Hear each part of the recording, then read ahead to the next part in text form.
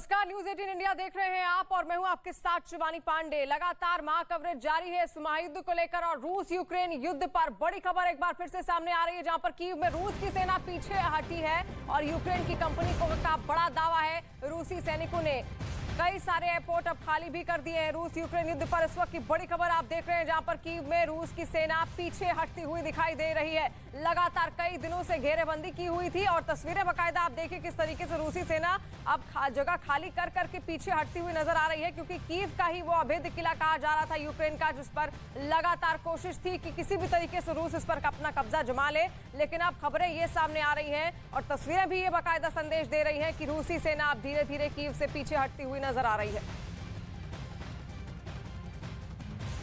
और यूक्रेन की सेना का बड़ा दावा है, जहां पर रूसी हेलीकॉप्टर को मार गिराया गया है। Mi-228-9N हेलीकॉप्टर को मार गिराने का दावा किया गया है। यूक्रेन की सेना का बड़ा दावा है। लगातार इससे पहले भी कई सारे हेलीकॉप्टर गिराने का दावा उसकी ओर से किया गया है, लेकिन एक बार फिर से इस वक्त की बड़ी खबर जो निकलकर सामने आ रही है, बाकायदा उसका वीडियो भी जारी किया गया है, जहां पर रूसी हेलीकॉप्टर Mi-28N हेलीकॉप्टर को मार गिराने का दावा यूक्रेन की ओर से किया गया है। ये हेलीकॉप्टर जिसकी तस्वीर आप अपनी टीवी स्क्रीन पर देख भी रहे हैं, Mi-28N हेलीकॉप्टर है। ये रूस का हेलीकॉप्टर बताया जा रहा है, जिसको कि ध्वस्त कर दिया गया है यूक्रेन की सेना की ओर से, और इसी वजह से इसकी तस्वीर भी, इसका वीडियो भी जारी किया गया है। रूसी विमान को ध्वस्त करता हुआ यूक्रेन का ये वीडियो, जो साफ संदेश और शक्ति प्रदर्शन की एक तरीके से कोशिश है, ताकि दुनिया को भी ये संदेश जाए कि किस तरीके से रूस के हर वार का पलटवार किया जा रहा है यूक्रेन की ओर से।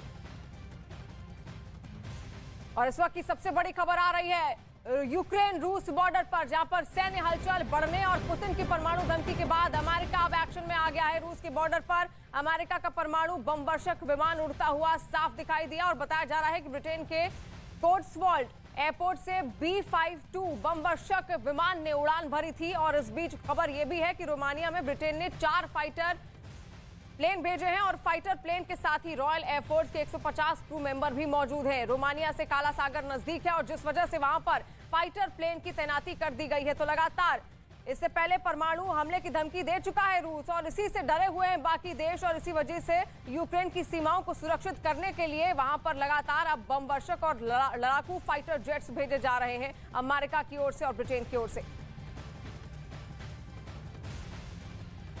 जिसके बाद खबर आई कि अमेरिका ने परमाणु बम बरसाने वाले अपने सबसे खतरनाक विमान B-52 को रूस की सीमा की तरफ रवाना कर दिया। दावा है कि अमेरिका के इस विमान ने ब्रिटेन के कोट्सवोल्ड एयरपोर्ट से उड़ान भरी, जिसके बाद ये रूस की सीमा के बहुत करीब तक पहुंचा और फिर वहां से लौट आया। परमाणु बम गिराने और आसमान से ही मिसाइलें दागने की क्षमता रखने वाला ये विमान अपने आप में किसी सेना से कम नहीं है, और अमेरिका ने इस विमान के जरिए पुतिन को चेतावनी दे दी। साथ ही साफ कर दिया कि रूस की किसी भी परमाणु धमकी का जवाब देने के लिए वो तैयार है।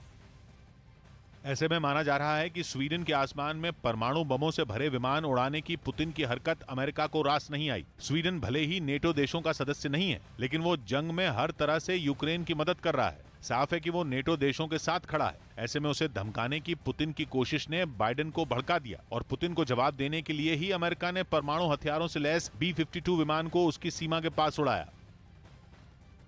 और रूस के यूक्रेन पर परमाणु हथियारों से हमले की चेतावनी के बीच रूस की परमाणु ताकत के बारे में भी जानना बेहद जरूरी है। दुनिया भर में 13,000 से ज्यादा परमाणु हथियार हैं, जिनमें 3,825 परमाणु हथियार सेनाओं के पास है, जिसमें 2,000 परमाणु हथियार अलर्ट मोड पर रखे गए हैं। और अगर रूस की बात करें तो उसके पास सबसे ज्यादा परमाणु हथियार है। रूस के पास 6,255 परमाणु हथियार है, जिसमें 1,625 परमाणु हथियारों को रूस ने अलर्ट मोड पर रखा हुआ है, जबकि 2,870 परमाणु हथियार रिजर्व पर रखे हुए हैं। वहीं अब मैप के जरिए ये दिखाते हैं कि वो कौन कौन से देश हैं जिनके पास परमाणु हथियार है। परमाणु हथियार वाले देश रूस, अमेरिका, ब्रिटेन, फ्रांस, चीन, भारत, पाकिस्तान, इजराइल और उत्तर कोरिया हैं।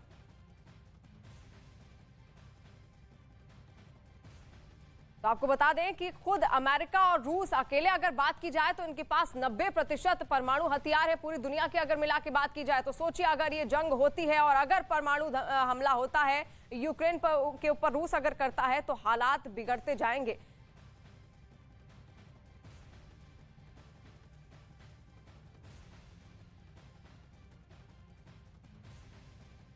तो लगातार स्थितियां बिगड़ती जा रही हैं और ऐसे में स्थितियों को नियंत्रित करने की भी पूरी कोशिश की जा रही है, लेकिन परमाणु हमले का डर लगातार बना हुआ है और इसी वजह से अब कई सारे देश ऐसे हैं जो एकजुट होने लगे हैं रूस के खिलाफ, और रूस के खिलाफ एकजुट होते होते कई सारे लड़ाकू विमानों की तैनाती भी कर दी गई है। लेकिन साथ साथ आपको मैप के जरिए भी समझाते हैं कि आखिर किस तरीके की हालात बने हुए हैं और कौन से वो देश है, एक बार समझ लीजिए, जिनके पास परमाणु हथियार है। सबसे पहले रूस के पास परमाणु हथियार है। अमेरिका की बात करें, अमेरिका के पास है ब्रिटेन, फ्रांस, चीन, भारत, पाकिस्तान, इजराइल, ये तमाम ऐसे देश हैं, उत्तर कोरिया, जिनके पास परमाणु हथियार हैं। यानी कि अगर युद्ध होता है तो ये सभी देश उसमें इन्वॉल्व होंगे। और सबसे ज्यादा परमाणु हथियारों की अगर बात की जाए तो रूस और अमेरिका अकेले के दम पर पूरी दुनिया के 90% जो परमाणु हथियार हैं इनके पास अकेले के हैं। यानी अगर लड़ाई होती है तो जंग और ज्यादा भीषण हो सकती है, क्योंकि कहा जा रहा है कि इनडायरेक्टली कहीं ना कहीं रूस यूक्रेन की जंग, रूस और अमेरिका की जंग भी है। और ऐसा पहली बार नहीं है जब महायुद्ध में न्यूक्लियर बम की एंट्री हुई है। इससे पहले युद्ध की शुरुआत में ही रूस ने परमाणु बम गिराने वाला बॉम्बर फिनलैंड और स्वीडन के एयर स्पेस में भेजा था, लेकिन आखिरी वक्त पर क्या हुआ ये रिपोर्ट देखेंगे तो बहुत सी बातें हैरान करने वाली आपको पता चल जाएंगी।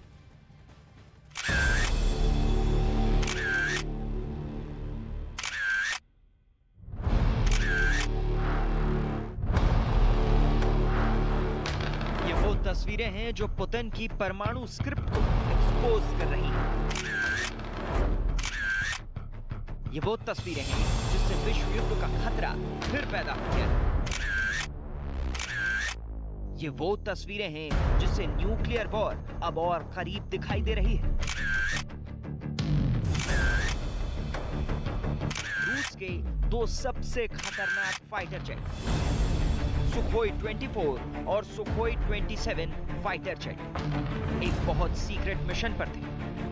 स्वीडन का दावा है कि इस मिशन पर रूस के 2 सुखोई 24 न्यूक्लियर बम से लैस थे और इनको एयर कवर दे रहे थे रूस के 2 सुखोई 27। दोनों सुखोई 24 बॉम्बर्स को एस्कॉर्ट कर रहे थे।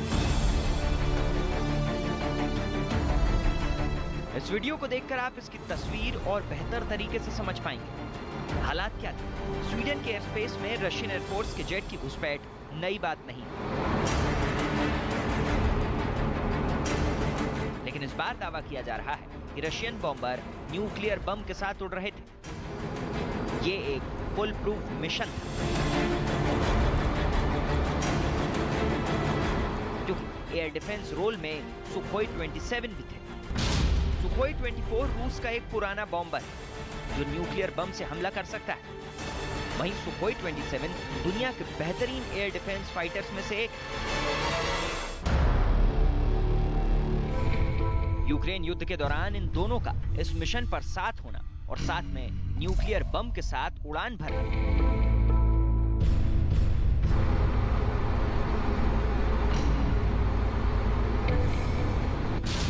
क्या रूस 2 मार्च को ही परमाणु हमला करने वाला था? यूक्रेन युद्ध के फौरन बाद यूरोप के बीचों बीच रूस के बहुत ही सीक्रेट मिलिट्री बेस पर हलचल शुरू हो गई। विमानों को हैंगर से निकालकर उड़ान के लिए तैयार किया जाने लगा। रूस का कैलिनिनग्राद एयरबेस, जहां रूस चारों तरफ से नेटो देशों से घिरा हुआ है, इस मिलिट्री बेस पर 2 मार्च को न्यूक्लियर बम के साथ एक बहुत ही बड़ी बिसात बिछाई गई। रूस के बॉम्बर तैयार थे, रशियन एयरफोर्स के पायलट तैयार थे, बस ऑर्डर का इंतजार था।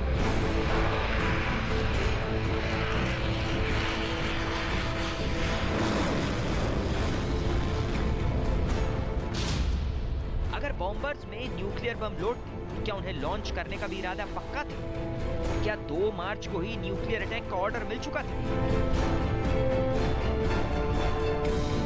बॉम्बर्स पर न्यूक्लियर ही नहीं, कोई भी बम या मिसाइल तभी लोड की जाती है जब उनके मिशन की स्क्रिप्ट पहले से तैयार होती है और टारगेट सेट होता है। आखिर रूस जंग के 1 हफ्ते बाद कहां पर क्या करने जा रहा है? यूक्रेन युद्ध के दूसरे हफ्ते कैलिनिनग्राद की कमांड में मॉस्को से फोन आया। सवाल है, क्या इसी फोन कॉल पर न्यूक्लियर अटैक का ऑर्डर हुआ?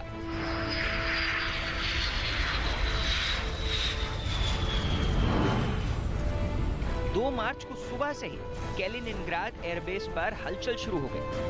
बॉम्बर्स को परख लिया गया था, तैयारी पूरी थी। कैलिनिनग्राड एयरबेस से फिर वापस रिपोर्ट मॉस्को भेजी।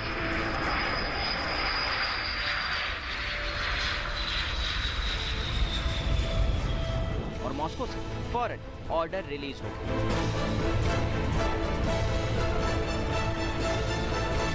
पहले रूस के 2 सुखोई 27 फाइटर जेट्स ने लंबी दूरी की एयर टू एयर मिसाइल के साथ टेक ऑफ किया।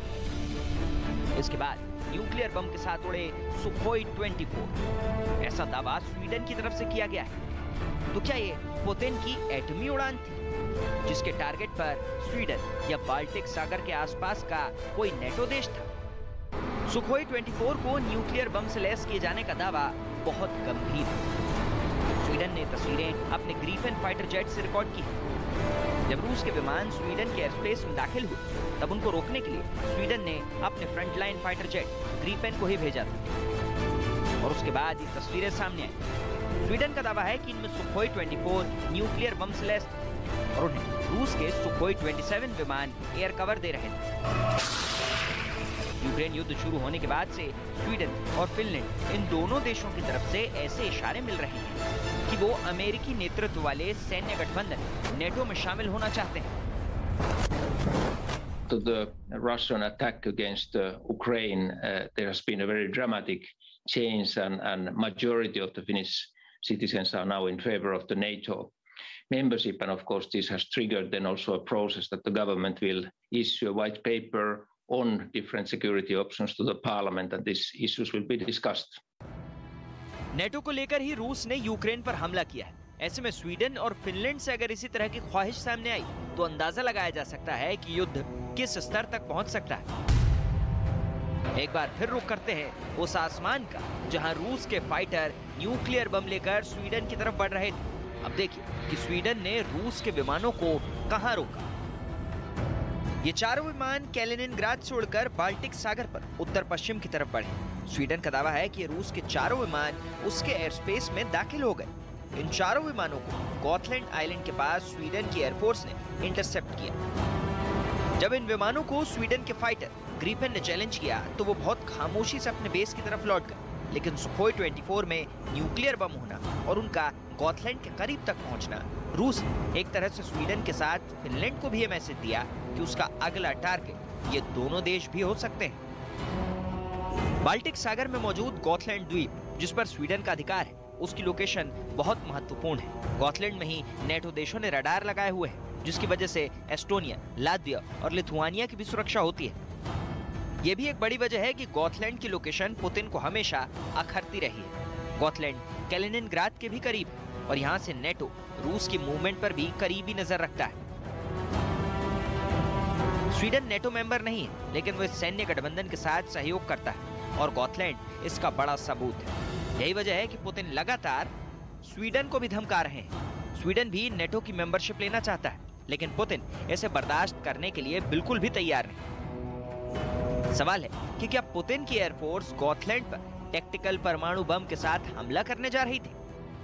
वैसे यूक्रेन युद्ध को शुरू से पुतिन का पायलट प्रोजेक्ट कहा जा रहा है और उनका असली टारगेट वो छोटे और कमजोर देश कहे जा रहे हैं, जो नेटो का हिस्सा जरूर है, लेकिन रूस के बॉर्डर के करीब है। इस मैप में रूस के पास ये 3 देश देखिए, एस्टोनिया, लात्विया और Lithuania.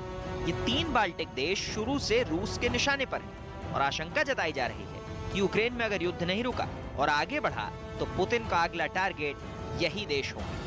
Most terrible thing, if we don't stop Russia now, if we don't hold Russia accountable, then some other countries of the world who are looking forward to the similar war against their neighbors will decide that such things are possible for them as well. The fate of the global security is decided now. अब चलते हैं Ukraine की जमीन पर, जहां रूस के हवाई हमले कहर ढा रहे हैं। इन धमाकों को देखिए। ये वीडियो रूस के रक्षा मंत्रालय ने जारी की है। यूक्रेन एयर डिफेंस सिस्टम यानी रशियन एयरफोर्स को निशाना बनाने वाली मिसाइलों को निशाना बनाया गया है। यहाँ यूक्रेन का book M1 air defence system तैनात था और फिर उस पर गिरी रूस की गाइडेड मिसाइल। यूक्रेन की सेना चाहे मोर्चा संभाली हो, लेकिन रूस के ऐसे ही हमलों ने उसकी कमर को बुरी तरह तोड़कर रख दिया है। Высокоточными ракетами воздушного базирования уничтожены крупные склады горючего в районах Староконстантинов и Хмельницкий, с которых осуществлялись поставки топлива для бронетехники украинских войск на Донбассе. Оперативно-тактическим ракетным комплексом «Искандер» уничтожены 2 крупных склада ракетно-артиллерийского вооружения в населенном пункте Каменка Донецкого российских воздушно-космических сил. За сутки уничтожены 10 украинских беспилотных летательных аппаратов в районах населенных пунктов Изюм. अब आपको ले चलते हैं यूक्रेन के खार्किव, जहां रूस ने ऐसा हमला किया कि यूक्रेन ने अपना सबसे खतरनाक एयर डिफेंस सिस्टम खो दिया। खार्कोव में जगह यूक्रेन के एयर डिफेंस सिस्टम का कब्रिस्तान बन गई। ये तस्वीरें बता रही हैं कि रूस ने जब यहाँ बमबारी की होगी तो तस्वीरें कयामत वाली होगी। यहाँ यूक्रेन एयर डिफेंस सिस्टम के सबसे प्रीमियर हथियार S-300 की पूरी बैटरी तैनात थी। 8 से ज्यादा लॉन्चर यहाँ से रूसी फाइटर्स को निशाना बना रहे थे। यहाँ पर रूस ने ताबड़तोड़ लेकिन सटीक हमले किए। तो देखिए, एक भी S-300 एयर सिस्टम सलामत नहीं बचा। कुछ लॉन्चर ऐसे हैं जिनमें अब भी मिसाइल मौजूद है, लेकिन अब राख के अलावा कुछ बाकी नहीं रह गया।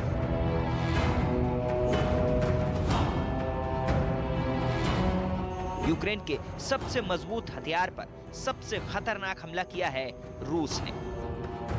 न सिर्फ S-300 के लॉन्चर बल्कि इनका मिसाइल डिपो भी पूरी तरह से मिट्टी में मिल चुका है।